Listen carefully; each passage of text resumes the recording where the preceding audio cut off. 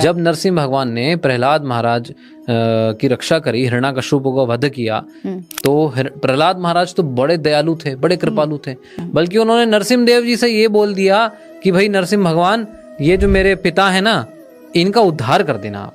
स्त्री के लिए लिखा है कि अगर स्त्री जने तो भक्त जने, नहीं तो बांझ ही सही। ये 4 कुमारों ने बताया है हमें। कर्मों की गति को समझ पाना बहुत मुश्किल है, इसलिए 3 चीजें जानो कि कर्म क्या है, विकर्म क्या है और अकर्म क्या है।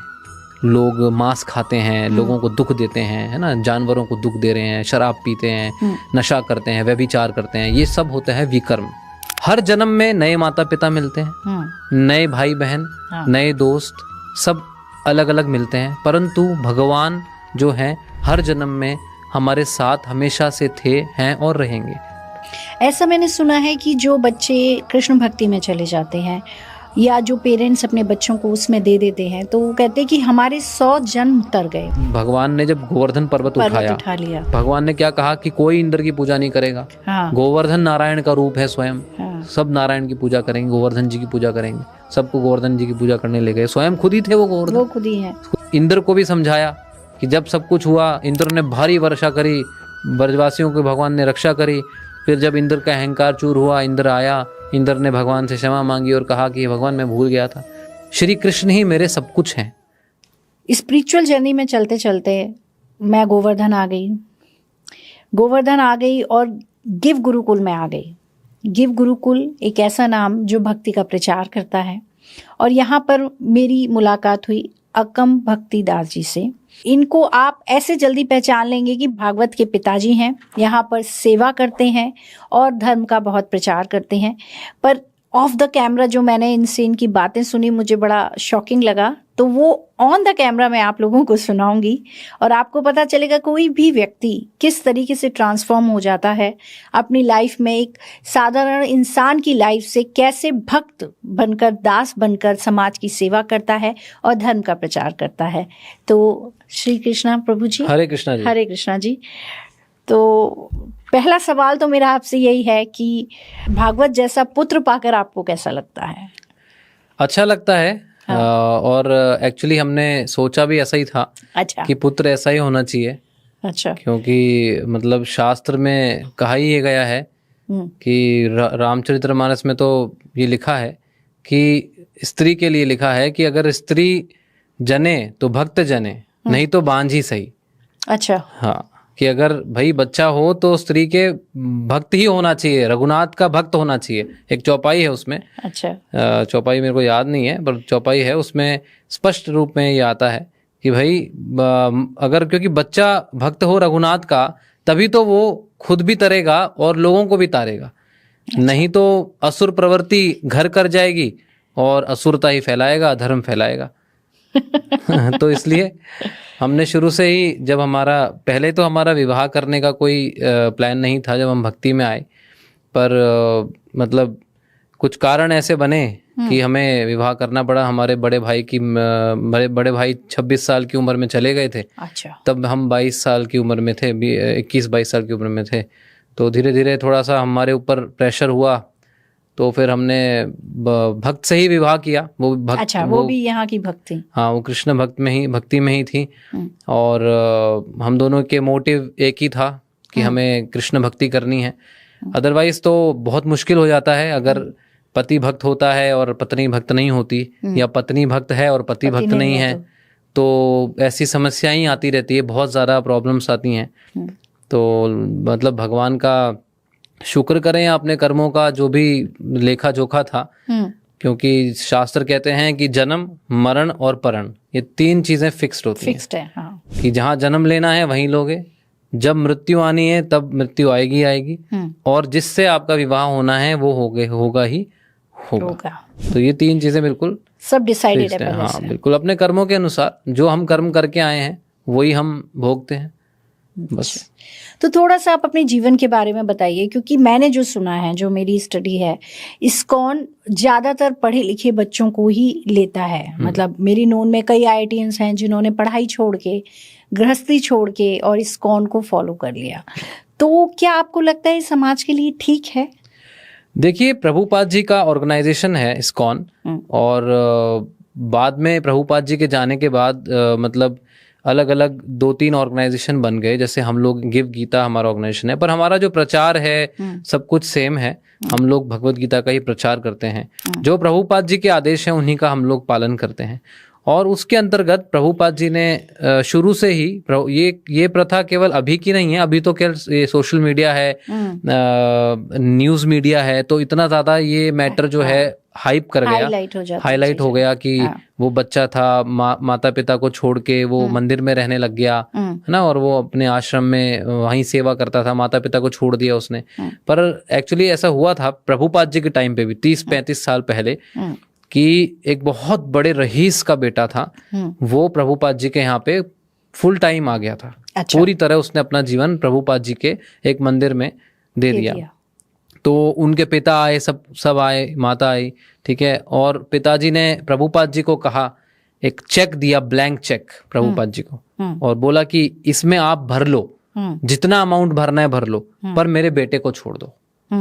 तो प्रभुपाद जी ने कहा कि भाई ये चेक को फाड़ दिया उन्होंने और उनके मुंह पे दे दिया कि बोला इसको ले जाओ, मैं यहाँ कुछ लेने नहीं आया हूँ, मैं यहाँ देने आया हूँ, और तुम्हारा बेटा अगर ये जाना चाहे तो उसको ले जाओ, मैंने इसको पकड़ा थोड़ी है।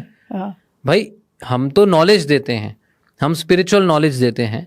व्यक्ति को रियलाइज हुआ कि इस संसार में कोई अपना नहीं है, और वास्तव में कोई रिश्ते, कोई नाते, कोई भी अपने नहीं है, ठीक है। तो उस व्यक्ति को ये रियलाइज हुआ कि मेरा सब कुछ भगवान ही है, श्री कृष्ण ही मेरे सब कुछ हैं। हर जन्म में नए माता पिता मिलते हैं, नए भाई बहन, नए दोस्त, सब अलग अलग मिलते हैं, परंतु भगवान जो हैं हर जन्म में हमारे साथ हमेशा से थे, हैं और रहेंगे। हम सब कुछ भगवान को भुला बैठे हैं, भगवान को भुला के बाकी सब रिश्ते नाते हमें याद है, हाँ। परंतु भगवान हमें याद नहीं है। और अगर कोई व्यक्ति भगवान को याद कर लेता है और अपना पूरा जीवन भगवान के लिए समर्पित करना चाहता है, तो उसके लिए इतने रास्ते मतलब मुश्किल हो जाते हैं, हाँ। इतने अवरोध आ जाते हैं कि उसको मीडिया हाइप कर रही है, ये हो रहा है, वो हो रहा है। अरे ये माता पिता को भी समझना चाहिए, क्योंकि शास्त्र कहते हैं, श्रीमद् भागवत कथा इतनी सुनते हैं लोग, इतने भागवत कथाएं होती है, उसके अंदर स्पष्ट आया है कि वो व्यक्ति माता पिता, राजा, गुरु, स्वजन बनने योग्य ही नहीं है जो अपने पे आश्रित लोगों को, अपने पे आश्रित जो भी उनके आश्रित लोग हैं, उनको भगवान के बारे में ना बता सके, जन्म मृत्यु के चक्कर से ना तार सके। मतलब माता पिता का पहला कर्तव्य ये है कि अपने बच्चे को ये बताना कि बेटा मैं तेरा असली माता पिता नहीं हूं, तेरे असली माता पिता भगवान श्री कृष्ण है। अच्छा। मैं तो तेरा इस जन्म का पिता हूं, इस जन्म की माता हूं। और उनका ये कर्तव्य है कि उस बच्चे को ये बताना कि देखो मृत्यु अटल सत्य है, तुम्हारी भी मृत्यु आएगी और तुम्हें मृत्यु पर जवाब देना पड़ेगा। तुम जो कर्म करोगे उसका तुम्हें मृत्यु पर जवाब देना पड़ेगा, और जैसा जैसा तुम्हारा मृत्यु पर भाव होगा वैसे ही तुम्हें अगला जन्म मिलेगा। तो आप ये मानते हैं कि कर्मों के हिसाब से ही चीजें, जो मैंने आज अच्छे कर्म किए हैं वो अगले जन्म में मैं संचित करके ले जाऊंगी, उससे प्लस मुझे चीजें मिलेंगी। बिल्कुल। तो आप जहां आज खड़े होते हैं, तो आप ये मानते हैं कि पिछले जन्म में आपने कुछ ऐसा किया होगा कि आपको यहाँ खड़ा होना है? बिल्कुल, ये तो मतलब संसार की रीत है, ये this is the law of this world, जिसको कहते हैं लॉ ऑफ कर्मा, कि जो आप करोगे वैसा आपको भरना पड़ेगा, है ना। जैसे आप बीज आम का उगाओगे तो आम का ही पेड़ आपको मिलेगा। पर लोग ये कहते हैं कि जो आपने किया इसी जन्म में हो गया। मान लीजिए कोई बहुत भक्त है व्यक्ति और वो बहुत कष्ट से उसे मृत्यु मिल रही है, तो लोग कहेंगे इसने कुछ किया होगा, इसीलिए इसके सारे पाप इसी जन्म में कट गए। तो दो थ्योरी बनती है कि एक तो हमारे पाप इसी जन्म में कट जाते हैं अगर हम मृत्यु बड़े कष्ट से पाते हैं, एक ये है कि हमें अगले जन्म में मिलेगा जो हमने अच्छा या बुरा किया है। देखो क्या होता है, एक तो होता है नॉर्मल व्यक्ति का जीवन और एक होता है शुद्ध भक्तों का जीवन। ठीक है। जो नॉर्मल व्यक्ति का जीवन होता है ना, वो बिल्कुल वैसे ही चलता है जैसे लॉ ऑफ कर्मा के अकॉर्डिंग चलता है। पर जो शुद्ध भक्तों का जीवन होता है ना, भगवान कहते हैं कि जो मतलब एक श्लोक है जिसके अंदर भगवान ऐसा लगता है कि वो पक्षपात कर रहे हैं, वैसे वो करते नहीं है पक्षपात, पर भगवान कहते हैं कि मैं सब जीवों के हृदय में हूँ और वो सब जितने भी ये है सब मेरे अंश हैं, ठीक है। परंतु मेरे भक्त मुझे प्रिय हैं और मैं उनको प्रिय हूँ। हाँ, डिस्क्रिमिनेशन हो गया हाँ, भक्त में। मतलब भगवान ने कहा सब मेरे अंश हैं, ठीक है, सब मेरे अंश हैं, कोई दिक्कत नहीं है, सब मेरे अंश हैं, परंतु जो मेरी भक्ति करता है वो मुझे प्रिय है और मैं उससे प्रिय हूँ। इसका मतलब क्या है, जो भगवान का भक्त हो जाता है ना, भगवान उसको चीटिंग भी करा देते हैं, परंतु भक्त बनना पड़ेगा। मृत्यु क्या है? एग्जाम है। मृत्यु क्या है? एग्जाम है। एग्जाम में भगवान, हमारा एग्जाम क्या, देखो ये बड़ा कमाल है कि हमारे गुरुजी कहते हैं कि भौतिक जगत का जो एग्जाम होता है ना, उसके अंदर आपको एग्जाम की डेट पता है, ठीक है, आपको एग्जाम का सिलेबस पता है कि ठीक है ये सिलेबस आने वाला है, ठीक है, आपको क्वेश्चन पेपर नहीं पता, ठीक है। पर मृत्यु के अंदर क्या है, मृत्यु जो एग्जाम है उसमें आपको डेट नहीं पता, पर आपको क्वेश्चन पेपर पता है क्या आने वाला है। क्वेश्चन पेपर क्या है कि अंत समय में मुझे क्या याद रखना है। समझ रहे हैं आप? तो अब वो व्यक्ति इतना वो हो गया है कि लोगों को उतना भी नहीं है कि भाई मैं एटलीस्ट अंत समय में तो वो कर, क्योंकि उसको बताया ही नहीं गया, बचपन से बच्चे को कोई बताया ही नहीं जाता। तो कर्मों का तो सारा यही लेखा जोखा है कि जो भक्त होते हैं ना, उनको भगवान जो है अंत समय में चीटिंग भी करा सकते हैं, क्योंकि भगवान के वो शुद्ध भक्त बन गए हैं। तो भगवान क्या करते हैं, जो आपने बताया कि उन्हीं के जीवन में, उसी जीवन के अंदर सारा कष्ट उसको कर देते हैं, उसी जीवन में निकाल देते हैं उसका, क्योंकि उसको वापस ले जाना है भगवान को, और कोई 1 मिनट नहीं लगती और चला जाता है। हाँ, वो सब कर्मों का फेल, वो सब कर्मों का सब कुछ कर्मा थ्योरी के अकॉर्डिंग होता है। और मजे की बात क्या है, भगवान ने गीता में 4थे अध्याय के अंदर ये भी बोला है कि हे अर्जुन, कि कर्मों की गति को समझ पाना अत्यंत कठिन है, क्योंकि कर्मों की गति का अर्थ क्या है कि किस जो फल आप अभी हमें मिल रहा है वो किस कर्म का फल था, वो हमें नहीं मालूम, हमें नहीं समझ में आता। जैसे भीष्म पितामह जी को ही नहीं आया, उन्हीं को नहीं पता। सोचो भीष्म पितामह इतने ग्रेट थे, उन्हीं को ही नहीं मालूम। उनको कृष्ण भगवान ने बताया कि ये इस कर्म का मिला है, इस जन्म का, इतने हाँ, जन्म पहले का आप ऐसा किया, हाँ, आपने किया, उसका मिला है आपको, कि आप भाग रहे थे, आपके उसमें सांप आ गया, हाँ, आपने उसको तीर से उठाया, झाड़ी पे फेंक दिया, तो वो कांटे उसमें, तो आपको भी वही कांटे मिले हैं अभी, हाँ, क्योंकि आपने ऐसा किया। तो कहने का मतलब सिंपल है कि भाई जो करोगे वैसा आपको मिलेगा ही मिलेगा, इस जन्म में मिलेगा या अगले जन्म में मिलेगा, उस चक्कर में मत पड़ो, पर मिलेगा, है ना। अब देखो आप एक इसमें आपको और मैं थोड़ा सा और सरल कर दूं, कई बार लोग पूछते हैं इतना टाइम क्यों लग रहा है, अभी क्यों नहीं मिल जाता, अभी मिलना चाहिए, अभी मैंने कर्म करा। अरे भाई, आप जब बीज उगाते हो तो तुरंत थोड़ी पेड़ और फल फ्रूट सब आ जाते हैं। बीज उगा, पानी डाला आपने, सब कुछ हुआ, पेड़ बड़ा हुआ, पौधा हुआ, सब कुछ हुआ, फिर जाके फल फ्रूट आएंगे, फिर आपको फल मिलेगा। तो वैसे ही कर्म की थ्योरी है, आपने कब कौन सा कर्म किया होगा और उसका फल कब मिलेगा, उस चक्कर में। इसलिए भगवान ने कहा, इसलिए अर्जुन, कर्मों की गति को समझ पाना बहुत मुश्किल है, इसलिए 3 चीजें जानो कि कर्म क्या है, विकर्म क्या है और अकर्म क्या है, और उसके अकॉर्डिंग अपना जीवन जियो। कर्म क्या होता है? कर्म वो कार्य होते हैं जो हमें नए नए शरीर दिलाते हैं इस भौतिक जगत में। अच्छा। जो व्यक्ति नॉर्मल अपनी जीवनचर्या चलाता है, नॉर्मल पुण्य कार्य करता है, तो उसको कर्म कहते हैं। ओके। विकर्म का मतलब होता है पाप कर्म, जो पाप कर्म करता है, जैसे कि लोग मांस खाते हैं, लोगों को दुख देते हैं, है ना, जानवरों को दुख दे रहे हैं, शराब पीते हैं, नशा करते हैं, व्यभिचार करते हैं, ये सब होता है विकर्म, है ना। और अकर्म का मतलब होता है वो कर्म जिसका कोई रिएक्शन इस भौतिक जगत में नहीं होता। मतलब कर्म का रिएक्शन होगा कि आप अगले जन्म में आपको अच्छा सुंदर शरीर मिलेगा, आपको धन मिलेगा, है ना, ये तो आपके कर्मों का जो भी पुण्य कर करोगे वो फल होगा, ठीक है, अच्छी जगह पैदा होगे, है ना।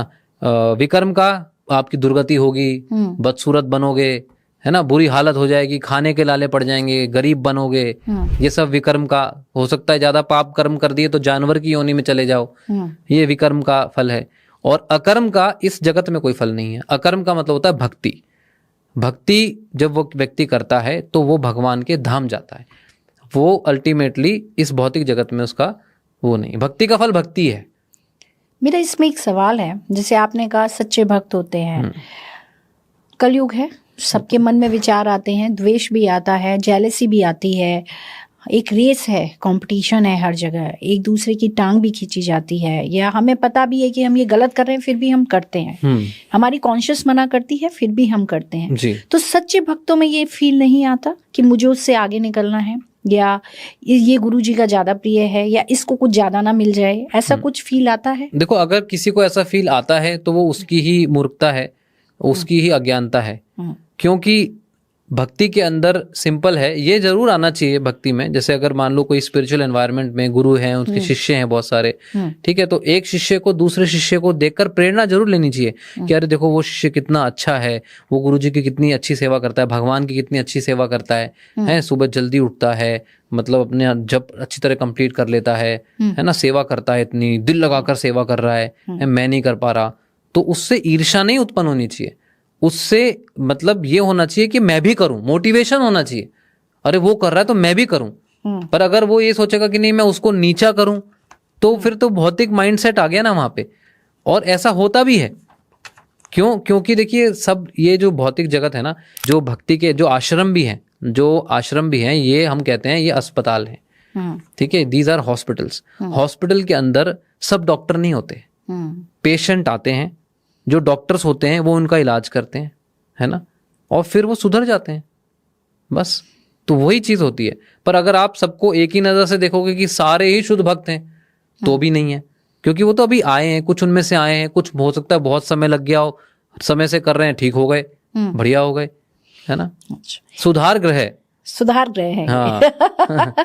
मुझे एक चीज थोड़ी सी और अजीब सी लगती है कि धर्म के राह पे जो चलते हैं वो बचपन से या एक एज के बाद सर्टेन ये डिसाइड हो जाता है कि ब्रह्मचर्य ले लो आप। पर हमारे धर्म में हर चीज का एक समय है कि इस समय तक आपको ब्रह्मचर्य रखना है, फिर गृहस्थ रखना है। हमारे सनातन धर्म में शुरू से ऋषि मुनियों ने बनाया हुआ है, पर कुछ संस्था हैं जहां आजीवन आप ब्रह्मचर्य ही अपनाते हो, ऐसा क्यों? नहीं, ये संस्था का कॉन्सेप्ट नहीं है, ये हमारे शास्त्रों का ही कॉन्सेप्ट है। ब्रह्मचारी, गृहस्थ, वानप्रस्थ और सन्यास, ठीक है, वर्ण आश्रम धर्म के अंदर ये जो है आश्रम है, चार आश्रम है। तो अगर ब्रह्मचारी जीवन व्यक्ति जी रहा है, अगर वो पूरा आजीवन ब्रह्मचारी ही रहे तो उसमें कोई प्रॉब्लम नहीं है। ये 4 कुमारों ने बताया है हमें। ब्रह्मा जी के जो पुत्र थे 4 कुमार, ब्रह्मा जी ने उनको उत्पन्न किया और ब्रह्मा जी ने उनको कहा कि तुम विवाह करो और सृष्टि को बढ़ाओ, रचना करो, बढ़ाओ सृष्टि को आगे, विवाह करो। तो उन्होंने मना कर दिया कि हम तो ब्रह्मचारी रहेंगे, विष्णु भक्ति करेंगे। तो ये तो ब्रह्मा जी के टाइम से ही चल रहा है कि अगर कोई ब्रह्मचारी रहना चाहता है तो वो आजीवन रह सकता है। अच्छा, क्योंकि वो तो 4 कुमारों ने ही बता दिया हमें, है ना। तो ये किसी संस्थान का नहीं है कॉन्सेप्ट। अच्छा, ये तो हमारे सनातन धर्म का कॉन्सेप्ट है।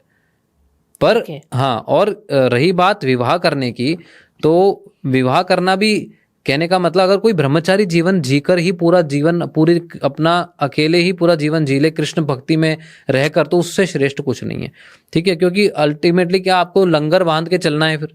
जैसे एक आपने क्या किया, एक तो आपने शिप जो आपकी नाव है उसमें आप अपने आप चल दी है, ठीक है, तो वो हल्की भी रहेगी, चलती रहेगी, है ना। परंतु आपने क्या किया, 2 लंगर इधर लगा लिए, 1-2 लंगर इधर लगा लिए, फिर आप चल रहे हो। हाँ। तो या तो आप बहुत ही श्रेष्ठ हो कि आप कोई लंगर वंगर कोई सताए नहीं, है ना, और लंगरों को भी आप ऐसा करो कि उन लंगरों से आप सपोर्ट बना लो, समझ रहे हो आप। तो या तो ऐसा कोई धुरंधर हो। पर हमारे जो गुरु महाराज है भक्ति सिद्धांत महाराज, वो ऐसा कहते थे कि मतलब मैं, वो आजीवन ब्रह्मचारी रहे वो, पर उन्होंने ऐसा कहा कि मैं विवाह कर लूं, पर मैं विवाह करके 100 बच्चे करूं, पर 100 के 100 को मैं कृष्ण भक्त बनाऊं। मतलब मैं अगर विवाह करूं तो ऐसा करूं, पर मेरे में इतनी शक्ति नहीं है, मैं तो ब्रह्मचारी रहूंगा, है ना। मुझ में शक्ति थी, परंतु बताने के लिए हम लोगों को कि भैया ब्रह्मचारी रहो। हमारे गुरुजी तो कहते हैं बाय हुक और बाय क्रुक रिमेन अ ब्रह्मचारी। कि भैया, पर ठीक है, कर्मों के कर्म बहुत स्ट्रांग होते हैं। जब आपकी भक्ति इतनी स्ट्रांग नहीं हो पाती, या तो आपकी भक्ति इतनी स्ट्रांग हो जाए, इतनी स्ट्रांग हो जाए कि आप आजीवन ब्रह्मचारी निकाल लो, है ना, आपके कर्म वर्म सब फिर कट जाते हैं अगर आप भक्ति इतनी स्ट्रांग करते हो, कृष्ण भक्ति। परंतु इतनी भक्ति मतलब डेवलप नहीं हो पाई, तो आपके कर्म आप पर एक्ट करते हैं, तो विवाह तो होगा ही होगा फिर, है ना। तो वो तो फिर आपको उसमें जाना पड़ेगा। तो फिर आपको यही देखना है कि गृहस्थ को आश्रम बनाओ, गृहस्थ का ग्रह अस्त मत करो, है ना, ग्रह अस्त नहीं करना है अपने को, गृहस्थ को आश्रम बनाना है। आश्रम का मतलब आश्रम जहाँ भक्ति होती है, जहाँ भक्ति। हाँ, तो आजकल जो विवाह भी होता है वो जस्ट फॉर मतलब मटेरियलिस्टिक पूरा मटेरियल उसके लिए होता है। It's not about spiritual but it should be spiritual. पति पत्नी दोनों को, एक दूसरे को हमारे जो गुरु मतलब एक बार गौर किशोर दास बाबा जी महाराज जो हमारे आचार्य हैं, एक उनके पास दो पति पत्नी गए, नया नवेला क्या कहते हैं उसको, नया जोड़ा गया, और उनको बोला कि उन्होंने पूछा कि भाई हम क्या करें अपने जीवन में, हमारी मैरिज हुई है, अभी शादी हुई है। तो उन्होंने कहा कि पति को कहा कि तू अपने पत्नी को गुरु मान, और पत्नी को कहा अपने पति को गुरु मान। अब गुरु भोगने की वस्तु नहीं है, गुरु तो सेवा करने की वस्तु है ना। गुरु की सेवा करी जाती है, गुरु को भोगा नहीं जाता, एंजॉय नहीं किया जाता।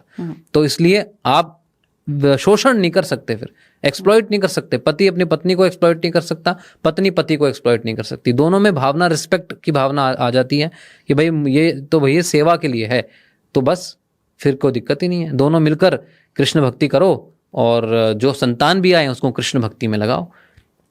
ऐसा मैंने सुना है कि जो बच्चे कृष्ण भक्ति में चले जाते हैं, या जो पेरेंट्स अपने बच्चों को उसमें दे देते हैं, तो वो कहते हैं कि हमारे 100 जन्म तर गए, मतलब हमारे 100 जन्मों के कर्म कट गए, हमने अपने बच्चे को उस जगह डाल दिया। हाँ, ऐसा एक्चुअली नरसिंह भगवान ने खुद नहीं कहा है। अच्छा। जब नरसिंह भगवान ने प्रहलाद महाराज की रक्षा करी, हिरण्यकश्यप को वध किया, तो प्रहलाद महाराज तो बड़े दयालु थे, बड़े कृपालु थे। उनके ऊपर इतनी पीड़ा करी हिरण्यकश्यप ने, इतना उनको परेशान किया, उनको मारने की इतनी बार कोशिश करी, फिर भी उनके मन में, प्रहलाद महाराज क्योंकि वो भक्त थे, उनके मन में अपने पिता के लिए हल्की सी भी घृणा नहीं आई, बल्कि उन्होंने नरसिंह देव जी से ये बोल दिया कि भाई नरसिंह भगवान, ये जो मेरे पिता है ना, इनका उद्धार कर देना आप।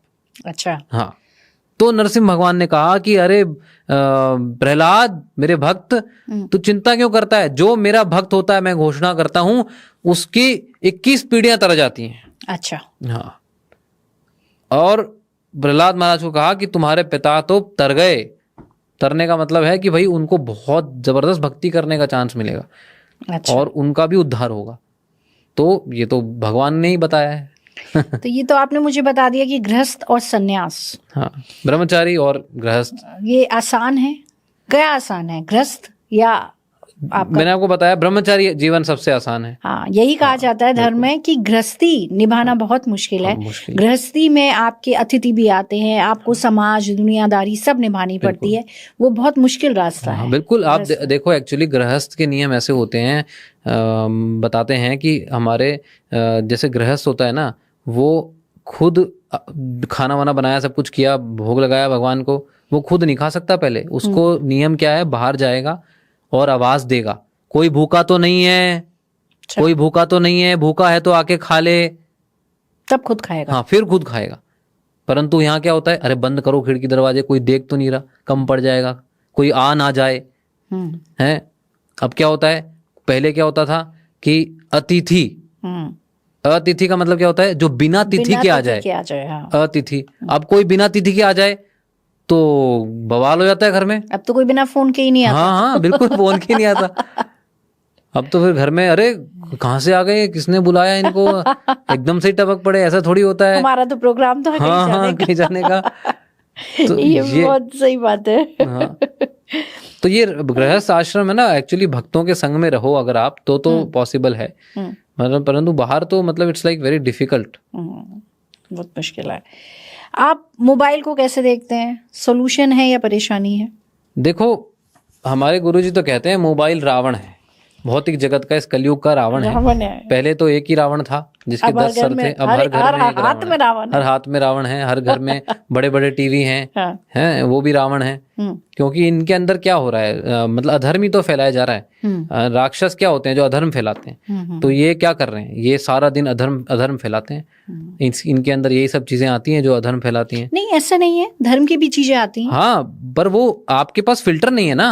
हाँ, वो फिल्टर ही नहीं है। आप बच्चे को दे रहे हो, बच्चे को क्या पता, वो तो इंफॉर्मेशन एक्सप्लोजन हो रहा है उसके लिए। तो या तो आपके पास फिल्टर हो, है, तो आप उसको इस्तेमाल कर सकते हो।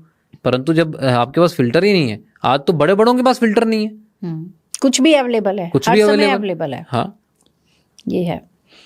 अब आप थोड़ा सा अपने गुरुकुल के बारे में मुझे बताएं कि जैसे मैं आई, मैंने देखा बहुत बड़ा लैंड है, ये कुछ बना हुआ है, तो क्या आगे की प्लानिंग है, क्या आप लोग कर रहे हैं इधर? हमारा जो संस्थान का नाम है गौरांग इंस्टीट्यूट फॉर वैदिक एजुकेशन। जी। प्रभुपाद जी के लिए हम पूरी तरह समर्पित हैं। जो उन्होंने कहा है हम उसको पूरी तरह से करने के लिए इच्छुक हैं, और हमारा और कोई दूसरा तीसरा उद्देश्य ही नहीं है, क्योंकि स्पिरिचुअल लाइफ के अंदर जो गुरु कह दे उसको करना ही एक शिष्य के लिए सब कुछ होता है। अच्छा। तो जो हमारे शिक्षा गुरु हैं श्री वृंदावन चंद्र दास जी, उन्होंने हमें यही सिखाया है बचपन से, हमें जब भक्ति के बचपन से जब से हम आए हैं कि भैया अपने को प्रभुपाद जी से इतना सा भी इधर उधर नहीं हिलना, क्योंकि अगर हम गुरु से इतना से इधर उधर हिल गए ना तो हम विफल हो गए जीवन में। फिर चाहे हमारे कितने ही लोग हमें मानते हों, चाहे कितनी ही आपकी संपदा हो, कुछ भी हो आपके पास, परंतु आपने गुरु के कहे अनुसार नहीं चले तो सब बेकार है। तो इसलिए हमारे जो गुरु महाराज प्रभुपाद जी हैं उन्होंने सिंपल बताया है कि इस जन्म में तो यही करो कि भैया भगवत गीता को फैलाओ। अच्छा। हाँ, भगवत गीता को फैलाओ, प्रचार करो। भगवान ने भी गीता में कहा है, सिंपल भगवान कहते हैं भगवत गीता में कि जो मेरा प्रचार करता है उससे अधिक मुझे प्रिय और कोई नहीं है। अच्छा। 18वें अध्याय के अंदर 67, 68, 69 श्लोक के अंदर भगवान स्पष्ट रूप में कहते हैं कि जो मेरा प्रचार करता है और कोई प्रिय नहीं है। और चैतन्य महाप्रभु जो कि स्वयं भगवान के अवतार है, राधा कृष्ण स्वयं संकलित राधा कृष्ण ही हैं, वो जो 550 वर्ष पूर्व आए, जो हमारे संप्रदाय के प्रणेता सब कुछ हैं, उन्होंने स्वयं कहा है कि इस भारत भूमि में जिसका भी जन्म हुआ है उसका कर्तव्य है कि वो इस जन्म को सार्थक करे, भक्ति करे खुद, और लोगों को भी पूरे विश्व में भगवान के बारे में बताए और प्रचार करे। चलिए, भक्ति तो बहुत लोग करते हैं, मैं भी भक्ति करती हूँ, मुझे लगता है मैं दी बेस्ट करती हूँ, सामने वाला करता है वो कहता है मैं बहुत तरीके से करती हूँ, पर हर किसी के तरीके में अंतर है। तो ऐसा भी कुछ है कि अगर हमने प्रॉपर उस तरीके से नहीं की तो लगती नहीं है, या वो बेकार है? देखो, भक्ति शुरू होती है सबसे पहले कि भक्ति किसकी करनी है और भक्ति क्या होती है। भक्ति का मतलब केवल घंटी बजाना नहीं है और माला करना, यही केवल भक्ति नहीं है। इन सबसे पहले कुछ चीजें होती हैं, और वो चीज क्या है? भक्ति का अर्थ होता है आज्ञा का पालन करना। अच्छा। सिंपल, जैसे मैं किसी को भी कहूँ, जैसे मैं आपको कहूँ अरे मैं आपका भक्त हूँ, मैं आपका भक्त हूँ, आपने कहा चलो एक गिलास पानी लेके आओ, मैंने कहा पानी वानी नहीं लाता मैं, अरे फिर कैसे भक्त हो यार? तो भगवान कैसे कहेंगे? हाँ, तो भगवान ने कहा है ना भगवत गीता में, भगवत गीता है, वेद शास्त्र पुराण ये सब भगवान की वाणी है। भगवत तो साक्षात भगवत प्रणीताम, शास्त्र कहते हैं भगवान के जो मुख से आ गया वही धर्म है। तो भगवान जो खुद कह रहे हैं, वो बता रहे हैं, उनके आज्ञा का पालन करो, बस वही धर्म है। पर अब प्रश्न उठता है भगवान कौन है, किसकी माने? कोई किसी का भक्त, कोई किसी का भक्त। परंतु भक्त, अब देखो फिर वापस वहीं पे आते हैं हम, भक्त उसी का हो सकता है व्यक्ति जिसकी वो आज्ञा का पालन करे। गणपति जी की क्या आज्ञा है? देवी देवताओं की क्या आज्ञा है? किसी को पता है? नहीं पता, क्योंकि है ही नहीं, वो देते ही नहीं आज्ञा। आज्ञा तो भगवान देते हैं। भगवान मतलब विष्णु भगवान, कृष्ण, राम, ये है परम भगवान। तो इन्होंने दी है आज्ञा, इनके भक्त कहला सकते हैं हम। बाकी तो सब मतलब देवी देवता तो इंद्रदेव की कथा आपने सुनी होगी, जब गोवर्धन पूजा में भगवान ने, अब गोवर्धन पूजा आने वाली है दिवाली के अगले दिन, तो भगवान ने जब गोवर्धन पर्वत उठा लिया, भगवान ने क्या कहा कि कोई इंद्र की पूजा नहीं करेगा। गोवर्धन नारायण का रूप है स्वयं, सब नारायण की पूजा करेंगे, गोवर्धन जी की पूजा करेंगे, सबको गोवर्धन जी की पूजा करने ले गए। स्वयं खुद ही थे वो गोवर्धन, वो खुद ही गोवर्धन है। तो उन्होंने ये बताया, इंद्र को भी समझाया कि जब सब कुछ हुआ, इंद्र ने भारी वर्षा करी, ब्रजवासियों की भगवान ने रक्षा करी। फिर जब इंद्र का अहंकार चूर हुआ, इंद्र आया, इंद्र ने भगवान से क्षमा मांगी और कहा कि भगवान मैं भूल गया था, अहंकार में चूर हो गया था, मैं तो भूल गया था कि सारी शक्तियां मुझे आप ही से मिलती हैं। तो इसका मतलब क्या है? इंद्र जो देवताओं के राजा हैं वो ही कह रहे हैं कि भाई मैं आपका दास हूं, तो बाकी देव देवता तो दास हैं ही। जो राजा ही ऐसा कह रहा है तो प्रजा तो दास ही है। तो भगवान कृष्ण के आगे तो सभी नतमस्तक हैं। तो भगवान कृष्ण ने अपने विराट रूप में दिखाया भी है कि सब कुछ मेरे ही अंदर है ना, सब कुछ मेरे, सारे देवी देवता, शिव जी, ब्रह्मा जी, सब जीव, सब कुछ मेरे ही अंदर है, मुझसे ही आया सब कुछ। और गीता में 10वें अध्याय के 8वें श्लोक में भगवान ने कहा भी है, अहम सर्वस्य प्रभवो मता सर्वम प्रवर्तते, कि मैं सबका प्रभु हूँ, मुझसे ही सब कुछ निकला है, सब कुछ आया है। और शिव जी की भी अगर हम बात करें तो हनुमान जी के रूप में शिव जी पूरी तरह राम जी की सेवा में लगे हुए हैं, completely he is immersed in the service of Lord Ram. और लॉर्ड राम लॉर्ड कृष्ण में कोई भेद नहीं है, दोनों एक ही हैं। हम ही अलग अलग कर लेते हैं पर भगवान तो सारा एक ही है। हाँ, अब इसमें एक्चुअली हमारे गुरुजी बहुत बढ़िया उदाहरण देते हैं। हमारे वो बताते हैं, जब जो कोर्स है भगवत गीता का 13 घंटे का आपको जो दिया था भागवत प्रभु ने, तो उसमें स्पष्ट गुरुजी ने बताया है कि जैसे एक गांव था, गांव से एक व्यक्ति आया, अपने भाई, उसका भाई शहर में कंपनी में काम करता था, उससे मिलने आया।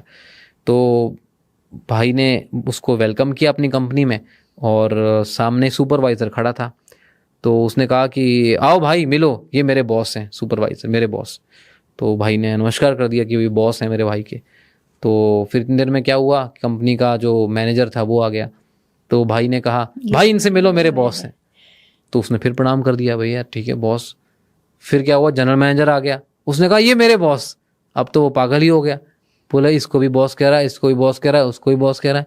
फिर क्या हुआ, कंपनी का मालिक आ गया है। तो मालिक को देख के सब कहते हैं अरे ये बॉस है, ये बॉस है। अब वो कह रहे भाई क्या है भाई, कुछ समझाओ तो, सबको ही बॉस कह रहे हो। इसीलिए हमारे सनातन धर्म में कंफ्यूजन है, क्योंकि हम किसी को भी भगवान बोल देते हैं। अरे भगवान का मतलब समझो, भगवान जो ऐश्वर्यों को वान करता है उसको भगवान कहते हैं। 6 प्रकार के ऐश्वर्य हैं, सुंदरता, ज्ञान, वैराग्य और धन, बल और यश, ये 6 ऐश्वर्य हैं। अब थोड़े थोड़े तो सब देवी देवताओं में भी है, तो इसलिए उनको भी कभी कभी भगवान बोल दिया जाता है। ठीक है, इंद्र भी सुंदर है, इंद्र के पास भी शक्ति है, परंतु ये सब कुछ दिया किसने? भगवान श्री कृष्ण ने, राम जी ने, है ना, मतलब विष्णु जी ने, विष्णु भगवान। हाँ विष्णु भगवान ने। तो उन्होंने सब कुछ दिया। तो सारा जो फ्लो हो रहा है उस कंपनी वाले एग्जांपल में अगर देखें तो जो मेन बॉस है, जो मालिक है, उसी ने सबको बॉस बना रखा है ना। तो हमारे लिए तो सारे देवी देवता भी बॉस हैं, है ना, सब कुछ सब बॉस हैं, परंतु जो सुप्रीम बॉस कौन है? वो भगवान विष्णु है। उनकी भक्ति करेंगे तो ही हम जीवन में सफल हो पाएंगे। मेरा एक सवाल पर्सनल, हम कोई भी कहानी कथा पढ़ते हैं तो सब में महात्म बताया था कि उसने इतना पापी था, एक दिन एकादशी का व्रत रख लिया तो उसके सारे पाप तर गए। अब कलयुग की अगर हम बात करें, लोग बहुत पूजा पाठ करते हैं, आप देखो मंदिरों में अथाह भीड़ है, ठीक है, लोग आ रहे हैं, दर्शन कर रहे हैं, मन में विचार कुछ और है, कर्म कुछ और है, पर दर्शन कर रहे हैं। तो कलयुग में तो वो फल नहीं मिलेगा जो हम कहानियां पढ़ते हैं कि इतने पाप करने के बाद एक रात एकादशी का व्रत रखने से उसका उद्धार हो गया। देखो एक्चुअली कुछ कहानियां शास्त्रों में एग्जैगरेट करने के लिए बताई गई हैं। उसमें ये बताया जाता है कि भाई उनकी इंपॉर्टेंस बताने के लिए, हाँ, कि ये इंपॉर्टेंट है, इसको करना है आपको, है ना। और रही बात दर्शन से क्या फल प्राप्त होता है, तो अर्जुन के सामने तो साक्षात श्री कृष्ण खड़े थे, फिर भी अर्जुन दुखी थे। युद्ध भूमि के अंदर अर्जुन के सामने साक्षात कृष्ण भगवान खड़े थे, वो तो रहते थे उनके साथ, फिर भी अर्जुन दुखी थे। इसका मतलब केवल दर्शन मात्र से दुख दूर हो जाएंगे, ऐसा नहीं है ना। तो फिर अर्जुन के दुख दूर कैसे हुए? जब अर्जुन भगवान के सामने गए, उनसे प्रार्थना करी, हे भगवान, शिष्यस्ते अहम् साधिमाम त्वां प्रपन्नम, अब मैं आपका शिष्य हूँ, आप मेरे गुरु हैं, अब कृपया करके मुझे उपदेश दीजिए। तो भगवान ने उपदेश दिया, सब कुछ ज्ञान दिया। उसके बाद अर्जुन ने कहा नष्ट मोहा स्मृतिर लब्धा करिष्य वचनम तवा, कि मेरा मोह नष्ट हो गया है, मेरी स्मृति वापस आ गई है, करिष्य वचनम तवा, अब जो आप कहोगे वो मैं करूंगा, है ना, ये अर्जुन ने कहा। फिर अर्जुन विक्टोरियस हुआ। ठीक है, तो इसका अर्थ क्या हुआ कि भगवान ने जब भगवत गीता का प्रवचन अर्जुन को बताया, जब भगवत गीता बताई, उसके बाद अर्जुन के दुख दूर हुए। हम इम्प्रैक्टिकल चीजों में ज्यादा पड़ जाते हैं कि भाई भगवान ने ऐसा तो नहीं कहा अर्जुन को कि अर्जुन तू एक काम कर, 11 नारियल चढ़ा दे, मेरा काम हो जाएगा, तेरा काम हो जाएगा, या ऐसा कर तू मेरी 4 परिक्रमा कर ले, तेरा काम हो जाएगा। नहीं, भगवान ने कुछ भी नहीं बोला अर्जुन को, भगवत गीता का ज्ञान दिया, क्योंकि ज्ञान, आध्यात्मिक ज्ञान ही हमारे हर प्रॉब्लम का सॉल्यूशन है। भगवत गीता का जो ज्ञान है, 700 श्लोक हैं भगवत गीता के अंदर, वेदों पुराणों में लाखों श्लोक हैं। भगवान ने सारे वेद लुप्त कर दिए, केवल 94% केवल 6% बाकी हैं, 94% वेद बिल्कुल लुप्त हैं। ये श्रील जीव गोस्वामी, जो कि 6 गोस्वामी हैं, वृंदावन के बहुत विख्यात गोस्वामी हैं, बहुत पुराने, 550-600 वर्ष पूर्व, उन्होंने इसकी पुष्टि करी है कि 94% तो वेद ही लुप्त हैं। तो अगर आपको किसी भी चीज का 6% हिस्सा दिया जाए तो आपको क्या समझ में आएगा? तो इसलिए भगवत गीता को सारे आचार्यों ने वेदों का सार बताया है। रामानुजाचार्य, माधवाचार्य, निम्बार्काचार्य, विष्णु स्वामी, चैतन्य महाप्रभु, श्रीला प्रभुपाद, सबने कहा है एक ही स्वर में कि भगवत गीता ही सारे वेदों का सार है। और स्वयं गीता में भगवान ने कहा है वेदेश सर्वम अहम एव वेद्य वेदांत कृत वेदावेद एव चाहम, कि वेदों के द्वारा मुझे ही जाना है। अगर आप वेद पढ़ोगे तो भी मेरे तक पहुंचोगे, गीता पढ़ोगे तो भी मेरे तक पहुंचोगे। तो मेरे तक पहुंच जाओ, इसका मतलब सारे वेद पढ़ लिए, है ना। तो इसलिए भगवान श्री कृष्ण जो हैं उन्होंने अर्जुन को ये ज्ञान दिया, उसके बाद ही अर्जुन के दुख दूर हुए। तो जो लोग ऐसा सोचते हैं कि भाई हम केवल मंदिर जाके, है ना, और पूजा करके अर्चना करके हमारा फल प्राप्त हो जाएगा, तो ठीक है, अच्छा है, आप सनातन धर्म से जुड़े हो, परंतु केवल उसी से आप धार्मिक कहलाओ तो ऐसा तो नहीं है, क्योंकि मंदिर में तो छिपकली भी रहती है 24 घंटे, आपसे ज्यादा भजन सुनती है ना, पर वो हिंदू नहीं कहलाती। जैसे हमारे गुरुजी कहते हैं कि किसी को पूछते हैं कि केवल नाम रखने से थोड़ी हिंदू हो जाता है, कि नाम है अनिल, तो अनिल है तो मतलब हिंदू हो गया क्या? अब किसी कुत्ते का नाम अनिल रख दिया जाए तो वो हिंदू थोड़ी हो जाएगा? नहीं, ऐसा नहीं है, कर्मों से होगा। हाँ, जो आप करोगे वैसा ही तो आपकी छवि बनेगी। हमने बहुत कलयुग की बात कर ली, आप एक कोई इजी सा टिप या कोई सलाह जो आप लोगों को देना चाहें कि हर कोई इतनी भक्ति और ये सब नहीं कर सकता, वो क्या है? देखिए, कलयुग के अंदर स्पष्ट बता रखा है भगवान ने, सारे शास्त्रों ने, कि कलयुग केवल नाम आधारा, कि कलयुग के अंदर नाम ही भगवान की पूजा है। तो हरे कृष्ण कृष्ण कृष्ण हरे हरे, हरे राम राम राम हरे हरे। केवल इस महामंत्र का जप करिए, है ना। एक माला से शुरू करिए, 3-4 माला पे पहुंचिए, धीरे धीरे उसको बढ़ाइए, है ना। जितना भगवान नाम करोगे आप, उतना ही आपको सफलता प्राप्त होती रहेगी। भगवान नाम ही एकमात्र सहारा है। कलेर दोष निधे राजन, अस्ति है एको महान गुणा, कीर्तनाद एव कृष्ण से मुक्ति संगम परम व्रजेत।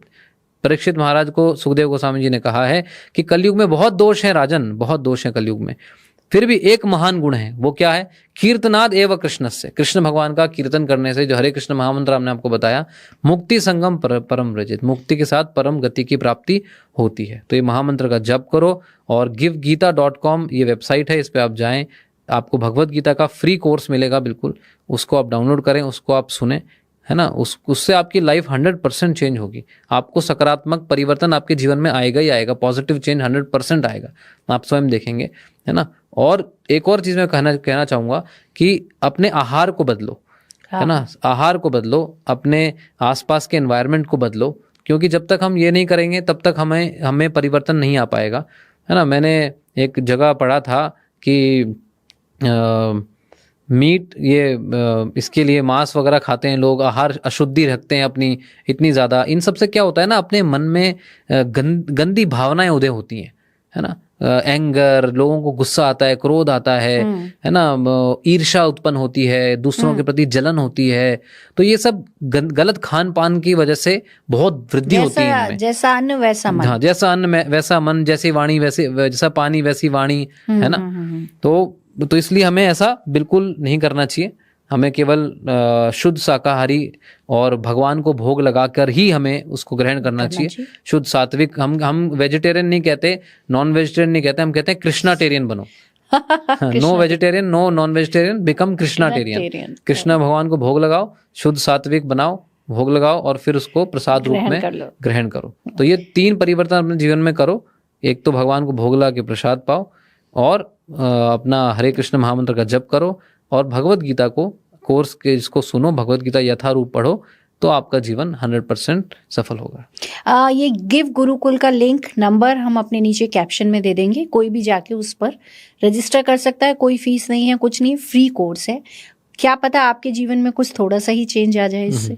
तो आज हमने जो ज्ञान लिया वो बहुत ही अलग था। मैं इतनी बार पॉडकास्ट कर चुकी हूँ, तो ये जो ज्ञान हम प्रैक्टिकल लाइफ में जो सुनते हैं, कहते हैं कि उसने ये कर्म किया, उसको ये फल नहीं मिला, मैंने ये किया, उसने ऐसा किया, तो ये कलयुगी ज्ञान के ऊपर जो डिस्कशन हुआ, और उसको हम अपने ज्ञान से भक्ति में कैसे डेवलप कर सकते हैं, कैसे हम भक्त बन सकते हैं, इसका बहुत अच्छा ज्ञान हमें प्रभु जी ने दिया, और जिसको मैं लेके जा रही हूँ। और मैंने कोशिश की है कि आप लोगों तक भी पहुंचे ये ज्ञान, और आपके जीवन में भी कुछ चेंज आए उससे। थोड़ा बहुत भी अगर हम अपनी लाइफ में चेंज कर पाते हैं तो बहुत कुछ होता है। तो इसी श्रृंखला में अगली बार फिर किसी से मिलेंगे, अलग ज्ञान मिलेंगे, और ज्ञान हम दिन पर दिन बढ़ाते हुए जाएंगे अपना। इस चैनल को लाइक और सब्सक्राइब जरूर करिएगा। बहुत बहुत धन्यवाद प्रभु जी आपका। हरे कृष्ण। हरे कृष्ण।